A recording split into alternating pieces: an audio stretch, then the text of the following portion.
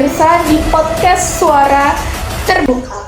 Jadi kali ini kita akan membahas topik yang sangat krusial dan menyangkut masa depan negeri ini, bangsa Indonesia. Jadi topik apakah itu? Kali ini kami semua berkumpul untuk membahas topik tentang kenakalan remaja berupa penyalahgunaan narkotika. Sangat menjadi pengingat bagi kita semua, maka simak berikut ini. Di samping saya sudah ada Badan Narkotika Nasional. Ia bernama Sylvie akan menindaklanjuti kasus ini dan juga akan menemukan dan menyelidiki akar masalah dari apa yang dialami oleh inisial H yang menjadi mantan pelaku penyalahgunaan narkotika berjenis sabu-sabu. Kemudian di sini juga sudah didampingi oleh polisi setempat bernama Pak Wahyu. Ya, kemudian juga ada Kementerian Sosial yang sangat berjasa dalam hal ini dalam membantu mendampingi sang mantan pelaku penggunaan narkotika berjenis sabu-sabu untuk kembali ke emosionalnya yang stabil dan baik. Jadi mantan pelaku berinisial H, bagaimana kamu bisa terjerumus ke lingkaran hal yang sangat menyeramkan itu? Terima kasih Mbak Yundia. Awalnya saya stres karena pembelajaran dan pergaulan. Saya tidak punya tempat bercerita. Teman nongkrong saya menawarkan suplemen yang katanya bisa bikin fokus belajar dan senang. Awalnya gratis, lama-lama harus beli. Saya pakai uang sekolah sampai saya berani bolos hanya untuk memakai barang itu di gudang kosong dekat sekolah. Baik, terima kasih inisial H atas pengakuannya. Bisa didukung oleh Pak Wahyu sebagai tim di sana yang menyelidiki masalah ini di TKP. Bagaimana kronologi Bapak beserta tim dalam penindaklanjutan masalah ini?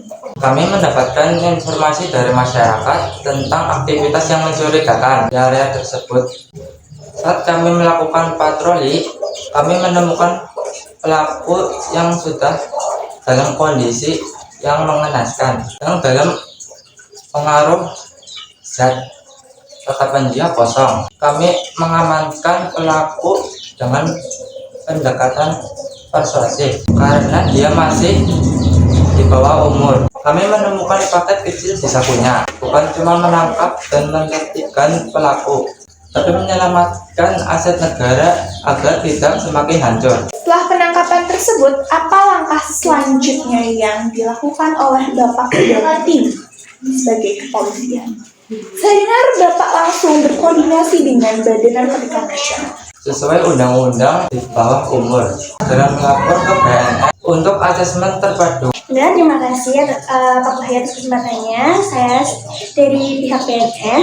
Memang pada saat itu saat mendengar informasi dari kepolisian, tim kami langsung melakukan penyelidikan dan mencari tahu akar dari masalah ini dan mencari tahu siapa yang memberi barang-barang tidak baik itu kepada remaja-remaja. Bagaimana sih tugas Badan Narkotika Nasional itu dalam menemukan jaringan di balik kasus yang dialami? Jadi dari pihak kami itu melakukan penyelidikan dan kami juga mewawancarai untuk mengetahui informasi-informasi lebih lanjutnya.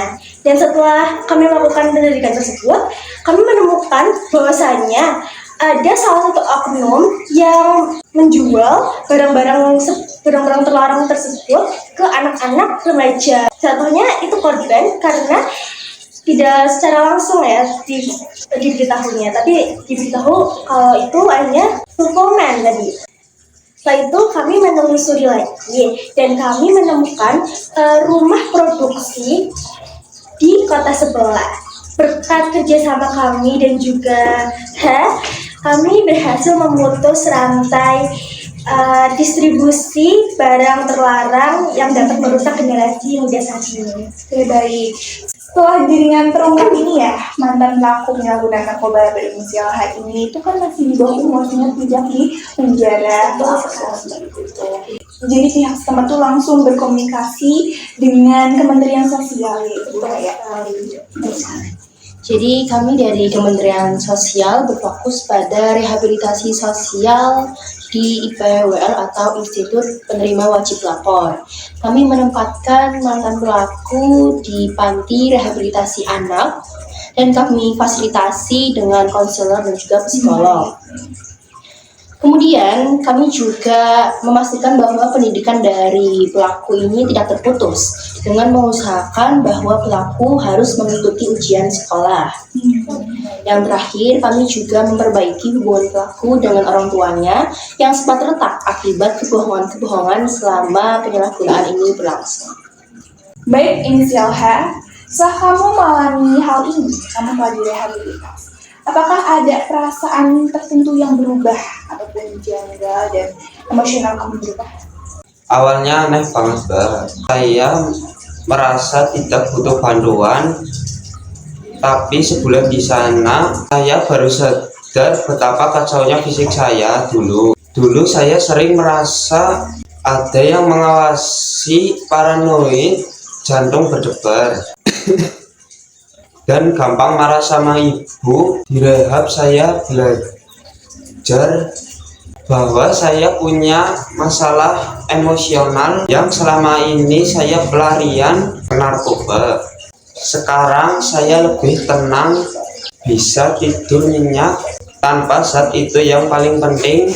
Saya sadar kalau masa depan saya jauh berharga dari kenikmatan barang itu.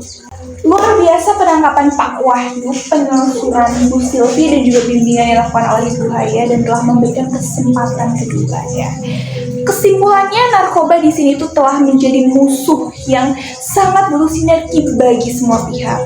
Jadi bagi kalian semua di luar sana yang telah menjadi korban ataupun menemukan hal serupa, jangan takut melapor. Karena hukum di Indonesia saat ini telah mengedepankan rehabilitas bagi pelaku narkotika di bawah umur untuk dapat memprioritaskan haknya di pendidikan untuk bersekolah dan menggapai cita-cita. Saya India dan kami pamit undur diri. Salam prestasi, salam anti narkoba.